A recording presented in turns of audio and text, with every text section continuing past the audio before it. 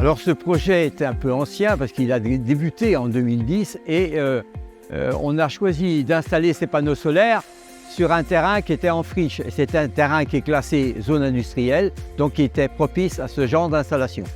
À titre personnel, ce projet a beaucoup compté pour moi parce que je suis originaire d'un petit village à une quinzaine de kilomètres d'ici. Et revenir ici 20 ans après pour concrétiser ce projet et accompagner la commune pour développer et installer un projet d'énergie renouvelable m'a énormément tenu à cœur. Bien sûr, la commune est fière de participer à ce projet. C'est un projet qui va alimenter quand même pas mal de foyers avec de l'énergie verte. Par ces temps de crise énergétique, les communes se doivent de participer, dans la mesure de leurs possibilités, à la transition écologique. Je dirais qu'une relation de confiance s'est installée avec M. Nandillon. Il a toujours été disponible pour nous quand on en avait besoin. Ça a permis le bon déroulé du projet et notamment pendant sa phase de construction. La communication, la confiance sont primordiales pour nous et ça participe grandement à la réussite du projet. Alors les riverains n'ont manifesté aucune opposition, au contraire, ils étaient contents de voir disparaître une friche et ça leur a dégagé un peu le paysage.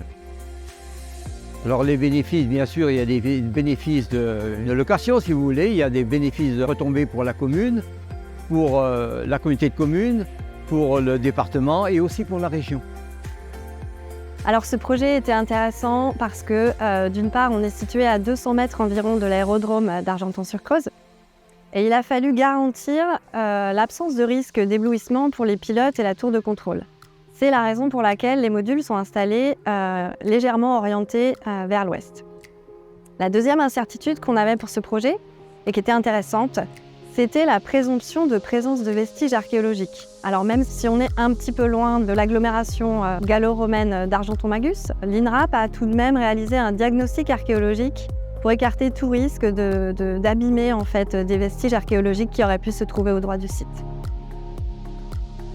Alors le terrain représente une superficie de quasiment 7 hectares et on a choisi de proposer du pâturage à un éleveur ovin local.